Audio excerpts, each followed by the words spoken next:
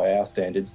And I moved up to Sydney to do crime scene work up here. And the work became sort of, it's very much like Ben, it didn't allow for any degree of creativity. So I wanted to, same as Ben, do something that allowed some type of creativity. So I got in, and it's just exploded from there. My father was actually a police officer in Washington, D.C. for 20 years, and he did crime scene work for most of the last 10, so I'm actually quite familiar with some of the stuff you probably had dealt with. Did you ever see any sort of paranormal excellent. cases or anything? Oh, yeah. I mean, there's some pretty interesting stuff. You might have heard that Australia has some pretty big problems with bikie gangs at the moment. Oh, So there's been that sort of thing that I've had to deal with. So there's a couple of drugs are the main thing that we deal with. right. So drug shipments are the biggest things I've seen. So, but there are some bizarre things out there, sort of like after the door kickers go in, the guys in the black pajamas that kick the doors into the homes, and we go in and you just find people living in the most bizarre conditions and living amongst drug labs, and they've got their 3-year-old kids with them. So it's pretty dark work, really. I mean, and obviously because your father's done it, you know what it's like. Yes, absolutely. That's a great way to describe it. Yeah, I think overall that's about the only way to describe it, unfortunately. It's dark, grotty work. Yeah. Do you guys think that let me shift subjects just a little bit here. Do you guys think that the U.S. or you can plug in anybody else you want, but the U.S. in particular is some sort of a linchpin in the whole UFO equation? I mean, I was going to ask a couple questions about disclosure and things like that, and I just wonder from an external point of view, if you will, do you guys see it that way, that the U.S. is destined to play some important role in all this? We had a big chat about this, didn't we, Ben? Yeah, we were discussing it this afternoon. You go, Ben. Well, I guess the first thing to kind of drill home is that the UFO phenomenon is worldwide, very much a worldwide phenomenon. But there have been cases of US involvement kind of going beyond your borders. One case that comes to mind we would never do that. Yeah. One case that comes to mind is an Iranian Air Force pilot. Oh, yeah. Actually, no, it wasn't Iranian. It was a Dutch Air Force pilot. And he saw something, this was back in the 70s, but he's coming forward with this story now. He saw something, and there was radar reports with it that came with his flight, and actual photos taken from the aircraft. And he was visited a few days after this incident, described as American intelligence. So somehow they had found out about his sighting, this just out-of-the-way Dutch encounter from the Dutch Air Force, and had kind of interceded and asked for this information. They flat out asked for all his, records and photos, which he denied. He didn't want to give it to them. But, I mean, that was just one case of where the US has kind of poked its finger in that pie. It's certainly not the only one of those stories I've ever heard. Sorry? I said it's certainly not the only one of those stories I've ever heard either. I've got a whole probably index of those kinds of things. And actually, we were talking to Stanton Friedman just the other day, and he was talking about missing pilot cases and those there's many of those that just drift well outside of our borders. How about? Well, there is a popular kind of rumor out there in UFO research that there are countries that do want to come out with full disclosure of the information that they have. And of course, we have seen little kind of tidbits of information come out through the UK's Ministry of Defence and stuff coming out of Brazil and Argentina. But the rumor is that the US is kind of stopping or actively discouraging any type of disclosure at this stage. But you've got to think there's more from a more cynical perspective, it's not really America itself. It might be factions of these people that are in power. And we were saying before, I was discussing with Ben, that it's probably not the American government. The fact is that if disclosure was to happen, there would be technologies that would become available.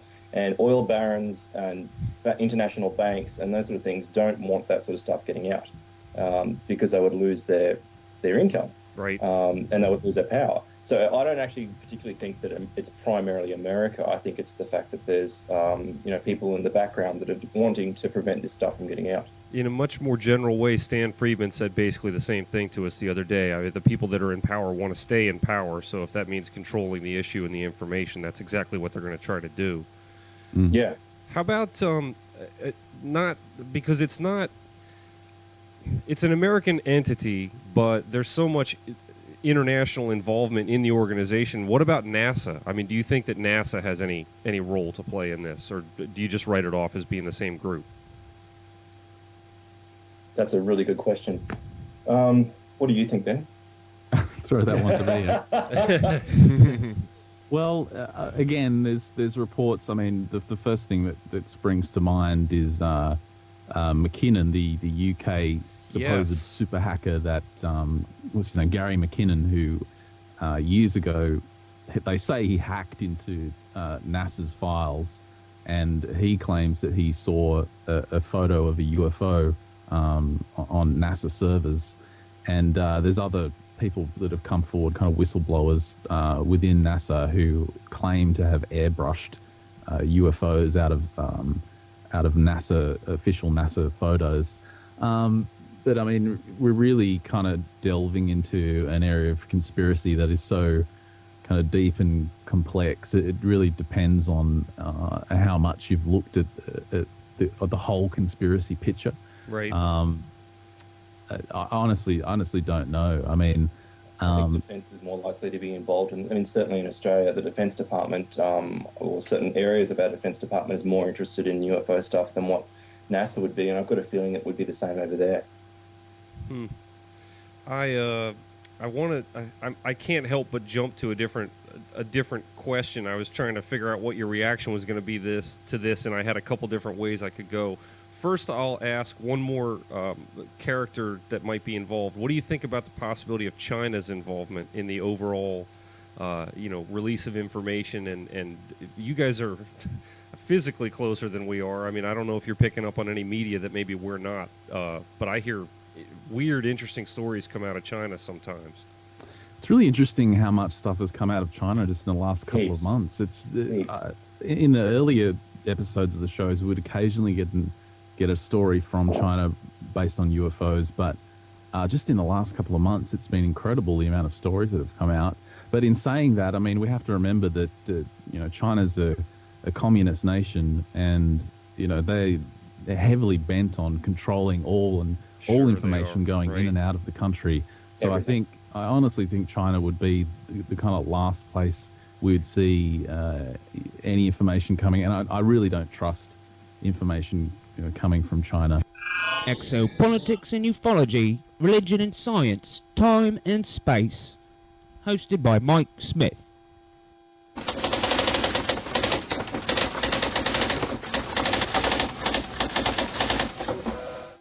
This is Time and Space with your host, Mike Smith. News team, assemble! Then there is what could only be a bizarre coincidence or something else. This is important. The race is not yet over. Now, we've been very concerned and curious and mystified by what's been happening. There are a few successes to report, but the outlook is very, very grim. Yes, apparently the mouse was like, hey kids, maybe we should do some journalism. Do you look in the sky a lot? You're listening to Time and Space with Mike Smith. Hi. Hi there.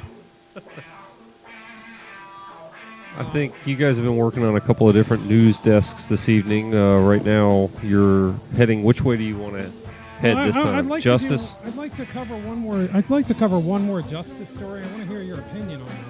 Okay. I came across this on CNN's website, and this was, normally I don't want to cover, a simple recovery of a stolen vehicle. Right. But this one was exceptionally noteworthy. Okay. A stolen 1965 Volkswagen van has been recovered after being stolen 35 years ago.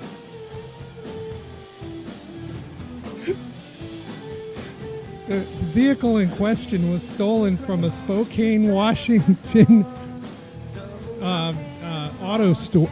repair shop. It was recovered in a shipping container at the Los Angeles port last month by U.S. Customs and Border Protection. The blue van is in pristine condition. It was bound for Germany along with several vintage VWs. The Arizona company that was shipping the van had no idea the van was stolen from a Spokane auto shop in 1974. That's pretty amazing. They said that when it was stolen, it was worth a couple of $100. It is now worth about $27,000. Wow. I mean, the two pictures that they have, the van is stunning. I'm sure it's a nice looking vehicle. I guess is there a statute of limitations on auto theft? I guess the first people they're going to go ask and question are some hippies. Yes, possibly.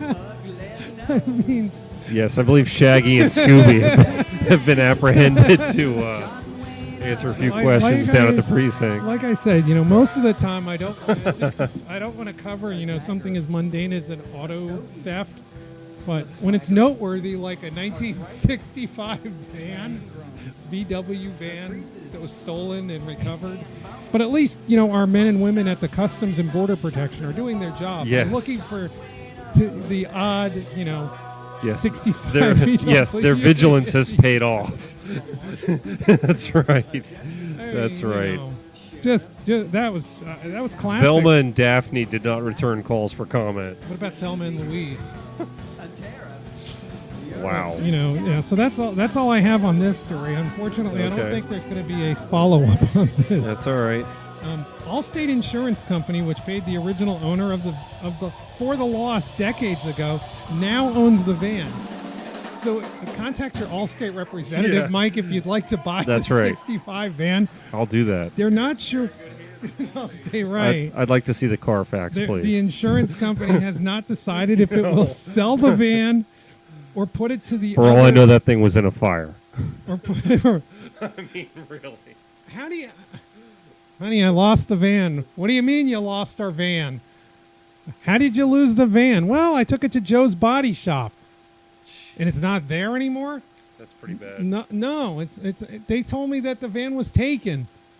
You're just going out looking for other women. See, he just won't let up.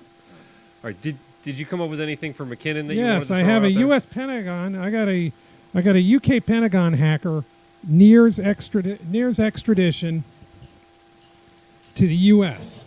British prosecutors said this is from February. So this is from late February 2009. Okay. Gary McKinnon is a hacker. Apparently, he's a standalone hacker who, since 2001, for a period of a couple of years, was hacking into space computers based in the United States, Pentagon, Fort Meade, Maryland, Earl Naval Weapons Station in Colts Neck, New Jersey, and the Johnson Space Center, which of course makes a lot of sense, in Houston, Texas. Right. In one case, McKinnon allegedly crashed computers belonging to the military district of Washington. McKinnon is believed to have acted alone, with no known connection to any terrorist organization. If he was convicted, on the 7 counts of computer fraud, he could be facing 10 years per count and a fine of $250,000. McKinnon has previously said it was easy for him to access the secret file.